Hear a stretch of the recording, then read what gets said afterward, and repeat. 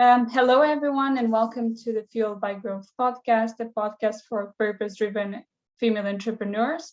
In today's episode, we have Dr. Anna Harrison, a top-ranked digital technology advisor, product expert, and author. She's the founder at RAMMP, a platform that helps entrepreneurs cultivate brand loyalty, and has recently launched a book, Run Digital Romance. Welcome, Anna. It's such a pleasure to have you here and to share your amazing experience with us. Thanks, Adriana, and so excited to be here. Really looking forward to our conversation. Great. So let's start diving deeper a bit into your own entrepreneurial journey. As I've gotten some insights into your background before, you went from media training to personal brand development to an architecture practice and so many other startups. So how did it all started? Yeah, it's you've done your research. One thing is for sure, my entrepreneurial journey, if you like, has been non-linear. And you can't at the surface tell exactly what connects all those different things I've done. But loosely speaking, it's just a very deep-seated curiosity. So one thing I can say for sure is that I have always done something which has been of tremendous interest to me. So I started out in IT, and that took me overseas to working in London and in New York back in the day where, tech was really, really hot and it was fun to be working in technology rather than in a bar. So that was good times. And, from there, I I got an interest in software design, and that led into design roles. And then I actually had a job designing a software system, which is now owned by IBM. It's called TriRigger. And that was a system for facilities management. Yeah. So I started working with architects, and I had this feeling like, wow, I should have done architecture. This is so interesting. And so I did. I thought, let me become an architect. So for the next 10 years, I reskilled and I ran an interior design and residential architecture practice. And then, my kids grew up and I thought, okay, probably time to focus on revenue generation seriously now.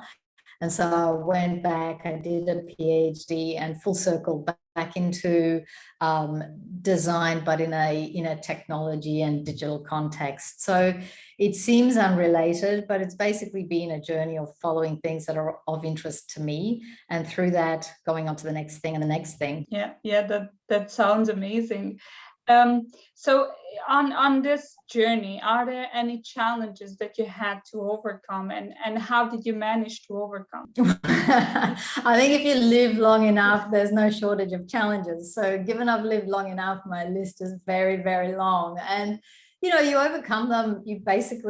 It's a marathon, right? So some days, the good days are easy for anyone. The days where you're winning and you're getting clients and everyone loves your product and, you're feeling great, you're super fit, you're running marathons. Oh, amazing.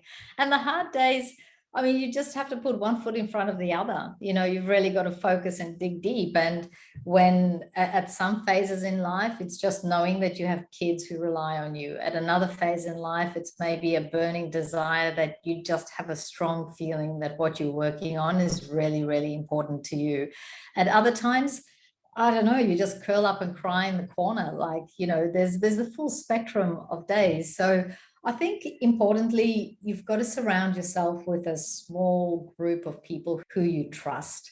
And, on good days and on bad days, you have people you trust who are really on your team, and they help to make those challenging times easier. And then, that next level out is start to surround yourself with people who have been on the journey before.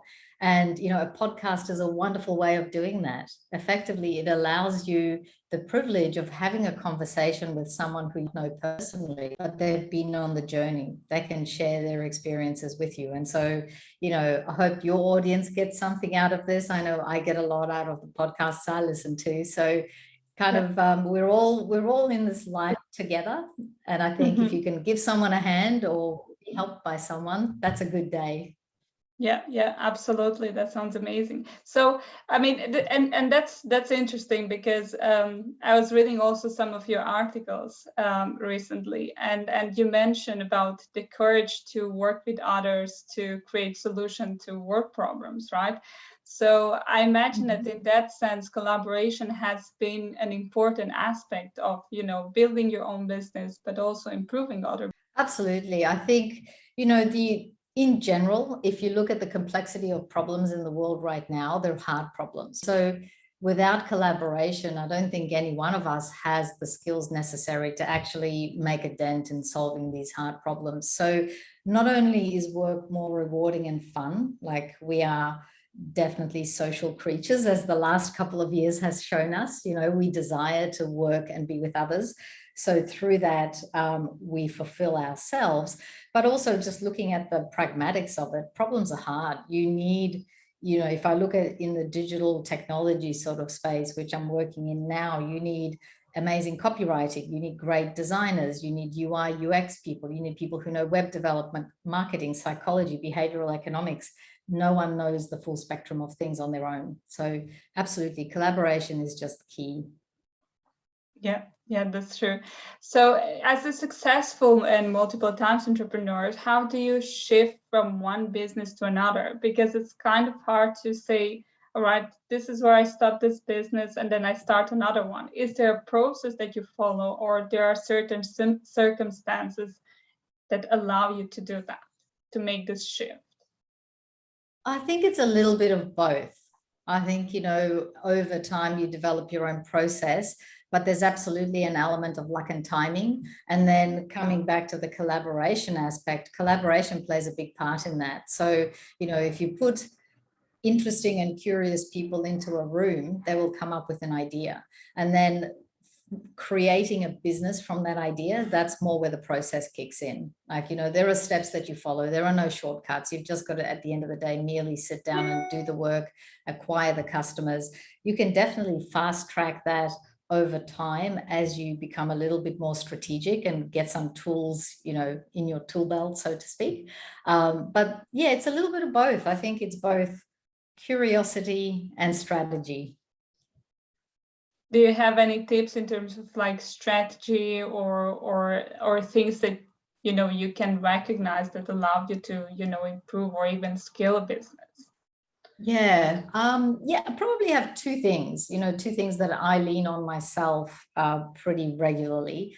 The first of these is use your digital presence. In very often when you talk to entrepreneurs, very, very good at in-person sales. They can read the room, they understand what kind of blockers will come up for their target audience, and they solve all these things. And in person, we're good. And then when it comes to doing all of this in digital, we kind of forget. We forget that on the other side of our website is a human being, and they want to form a relationship with our brand, and we don't give them the right elements to do that. So I think the number one lesson is leverage digital. Like, don't forget, it's really important to iron your shirt and put on your best face forward to the world through that touch point. The second thing, which I would say is really important, is try to get to your target audience or your customers at scale. So, if I'm looking, say, for people who love buying shoes, I can try and find 1,000 people who love buying shoes. Or I could go to a shoe selling conference and reach 10,000 people with the one relationship or the one event or the one engagement. So trying to find aggregations of your target audience to shortcut access to them is a strategy that works really well, especially when you're getting started and you're in the early phase of growth, because you just run out of time. Yeah. There is a lot to cover and limited resources, especially when you start, right? So you want to be as efficient as possible with the little resources that you have in a way. Yeah, absolutely. And then actually, I'm going to add, if you don't, I'm going to add a third thing, because this actually, I'm just looking down at, in front of my computer, I have all these cards that remind me of things. One of them is merely do the work. So on a tough day, I look down and it's like, what, just put your head down and do the work. The other one is, remember always to make someone's life better. Right. And so if you can figure out the way that your brand makes someone's life better, you've actually solved the problem, and the rest is just mechanics. But you've got to tell them about how you make their life better. That's a really big part of it. Yeah, absolutely. So going back a bit to the digital presence, and this is a topic I love to talk about, especially how you create trust and transparency. If we were to focus on the online world, especially now with we're just come recently out from a pandemic situation where everything, all the relationships kind of moved a bit on more online. So what has been your experience so far? Because you've written a book, you have a platform to cultivate brand loyalty. So I'd like to know a bit more about this project. Yeah, I mean, it's interesting that you raised this idea of trust, and digital trust is something that's become so important. So, there's a few factors when you look at the tailwinds that are facing us right now. Right now, Google tells us that 100% of all buying decisions begin online, right? So whether you're selling paper clips or enterprise software or something in between, a buying decision will begin online. People go online, they Google your brand, they look at what other people are saying about your brand. And so if you are not in digital with your best foot forward, you don't even stand a chance. And I think importantly, people forget that your closest competitor is not in Zurich. Your closest competitor is not in the USA or down here in Australia. They're in the next tab. And there's absolutely no resistance to closing your tab because you don't engage and going to your competitor. So that's something important. 100% of all buying decisions begin online. The other thing that's true, and Forbes did a study a couple of years ago, is that 80% of all brands think they deliver an amazing experience, right? 80%. About 8% of customers agree, Oh, right? wow. So, That is yeah. such a tremendous difference. I know, Wow. right? Like, Yeah. let that sink in. Yeah. Right. So here we are. We think we're delivering an amazing experience, but actually we're not. So here's an example, right? How you've been to a website where you jump on the website and the very first thing that pops up is book a phone call. Book a phone call or book a demo or something like that. How often do you click on that button? Depends on the product, right? But usually Yeah. there is a process in which I personally do some research, and after a while I would go to the next step if the information that's on the website convinces me, right?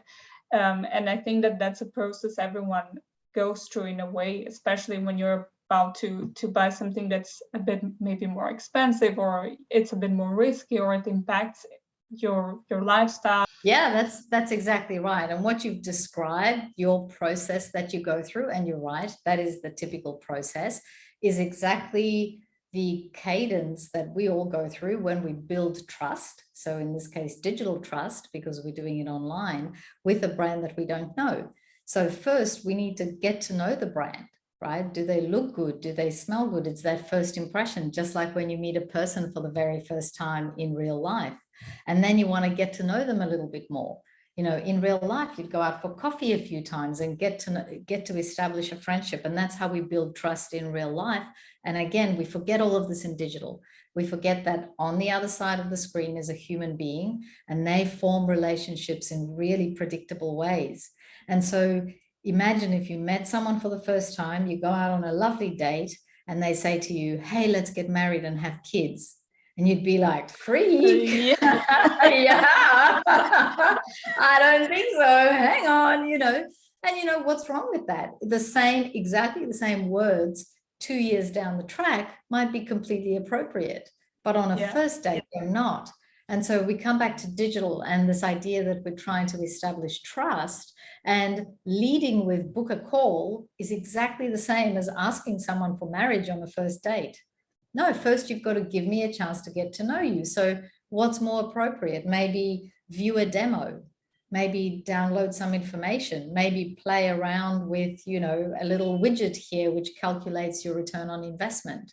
Maybe customize this particular dress to be the color that you want it to be. That's getting to know me. Book a demo is much further down track. And so this whole process and what feels right is how we establish digital trust online. And, coming back to the tailwinds, when every buying decision begins online, it's super important that we understand how to do this.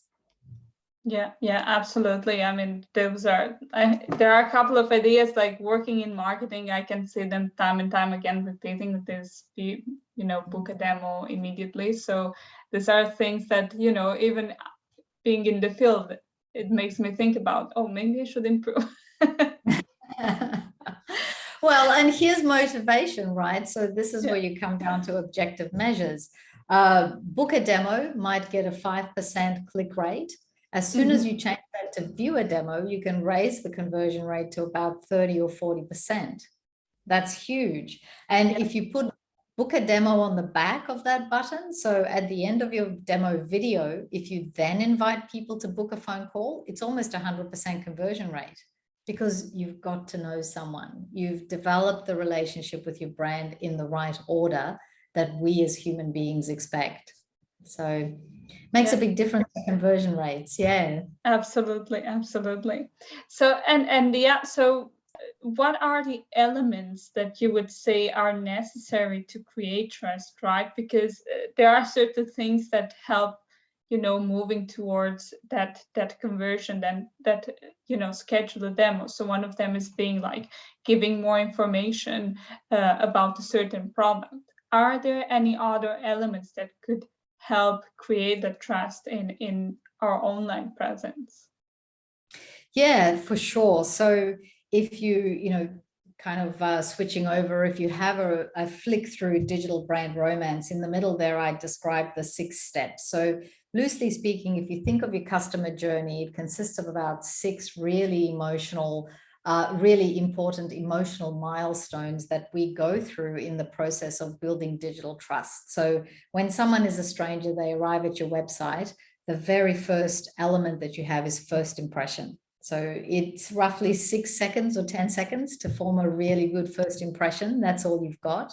And then when you look at the elements that go into that, the only elements we have at our disposal are things like font and color and brand identity and the kind of imagery that we use to make that first impression. So those are your elements. That's your first impression. And you have to get that right.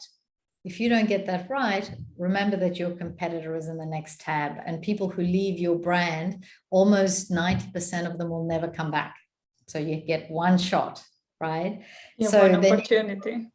one opportunity. Yeah. Kind of like in person. If you go to a job interview and you bomb it, sorry, better luck next time with someone else. Yeah. So then that next stage is the 3-minute mark. And at 3 minutes, it's, the parallel in real life, it's probably when you've got to know someone to a point where you've become friends. So in digital, you've told your brand story. And the elements that come into that are the order of, the order of things on your homepage. So it's really homepage structure and homepage layout. The navigation that you put into your site, is your navigation structure telling a story and encouraging me to develop a relationship? And then the third element there is your call to action buttons. So your call to action buttons give people a way to progress the relationship, from download a spec sheet, maybe view a demo, maybe book a phone call, maybe start a free trial. And you can see how the progression of those call to actions deepens my relationship with your brand, right? And then we go on to sign up and so on, and we can start to put levers into the product that help us to buy the product and upgrade at the right time. So, Yeah. So this is really interesting, and for the audience listening to this podcast, we will leave the link to the brand digital romance book, so you can also have access to these insights and things that you can apply and implement on your website as well. So let's go a bit, because you have your book, but also you have RAMMP, which is also a platform to create customer brand loyalty. So what's the stage of the project, and how did it all started? Yeah, well, how it started is a really curious story. So about 15, maybe even more years ago, I was reading an article in the New Yorker called "To Fall in Love with Anyone, Do This." And you've probably read it. And if you haven't, put a link in for the audience. It's fascinating. So there's this journalist that comes across this research from Columbia University, and the researchers at Columbia have devised a formula for love, right? So they're like, here's 36 questions. And if two people who are willing and open to the idea go through the process of asking each other these 36 questions in this order, guaranteed you're going to fall in love. And so this journalist is like, this is a bunch of, rubbish. I'm going to go and test it out. She goes and tests it out, and I won't tell you how the story ends, but it ends really well. So I'm like, no way, this is crazy. You can't have a formula for love, right? And I actually went back and looked at all the research from Columbia University, and it was fascinating. Like the questions, once you look really deeply into the questions, they're in an order that progressively gets more intimate. Right. And so by the end of 2 hours, you go from being complete strangers, where you're talking about what's your favorite color, what's your favorite food, right? And you go from there to really intimate questions like, what do you think that you and I have in common, and what are our shared values? I mean, this is in 2 hours, right? It's crazy. Yeah. Hey, how does this work? And more importantly, can I apply this in business? And so then for the next sort of 10 years, I started this personal series of experiments where I tried to take exactly this philosophy and apply it in business. And I'm like, it works. So when you're pitching, when you're going on a sales call, or you're doing a presentation at a conference or anything like that, exactly the same pattern applies. And it's a way, and the pattern applies because we as humans respond to a really predictable way in which we build trust and make relationships. And so how does RAMP fit into all of this? So the book describes the process, and there's also a series of courses that go along with the book. But at some point I sort of realized, you know what, people don't necessarily want to read books. They just want a button they can press that will give them all the answers. And so RAMP came out of a desire to fill that. It's automates all of the lessons that are in the book. So you can certainly pick that up and apply it to your own business. But if you want something like a piece of tech that's going to run across, ingest all of your website stats, and then give you guidance around what are the failure points in your digital presence, what can you improve to improve the level of trust and increase your conversion rates, then that's what RAMP is designed to do. And touch wood, we'll be launching that to market at the end of June this year, so a couple more months. Yeah. Well, that sounds amazing. I wish you the best of luck and hope a lot of success. So RAMP is in the process of let's say launching at the moment. How do you see the business scaling in the future, or is it that too soon to talk about? No, it's an exciting thing to talk about. It's what I think about at 3 o'clock in the morning. So we can talk about 4 hours, right? It's my laser focus at the moment. So, we're scaling RAMP like right from the get-go. Again, once you've done enough things in life, you get a sense that this is the one. And so RAMP, we are launching with a free product at the end of June. So anyone can jump on and run a diagnostic guidance report across their website. So for your listeners, go ahead and use it. It will give you a prioritized list of actions which you can go away and apply to your website straight away to improve conversion rates. And from there, we'll be gradually adding more and more. So towards the end of the year, the full range of the product will have things like competitive analysis. So you can see how your brand is performing in relation to other brands, and typical subscription models. So it's because of the nature of digital, it's designed to be globally applicable. And the thing that goes into the tool are your website statistics, like number of site visitors, bounce rates, all the things that come out of Google anyway, and the rest of the process is automated. So certainly applicable across any industry, because once again, we're looking at how do we form relationships as humans, and that cuts across any industry and any brand. That's impressive, and we will leave the links in the description of the podcast for anyone interested in checking out the platform. So we're reaching towards the end of the episode. Are there any insights or strategies you'd like to recommend to someone that's starting their own business? I think stay true to yourself. I think very often we look at all these people who have success and it seems like they always knew right from the beginning. And the reality is that purpose and the quest for what it is that you should be doing is often written retrospectively. So, I can look back on 25 years of work and say I did everything on purpose. And the truth is I followed my curiosity. I never stopped learning. I followed my curiosity. I start each day with exercise and good food and, prioritize the things that are important for the long run because it's a marathon.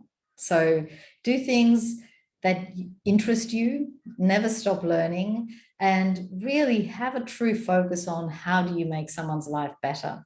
Because I think if you have those ingredients in place and you're looking after yourself and your own fitness and health, you're doing curious things and you're looking for ways to make someone's life better, you can't help but succeed with time.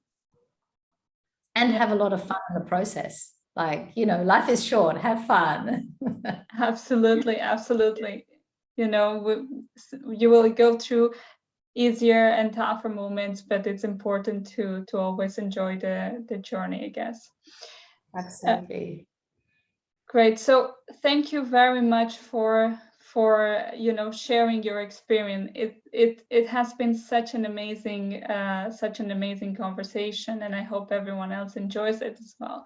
I'd like to thank you for your time, and let's keep in touch.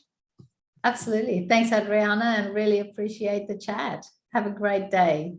Have a great day.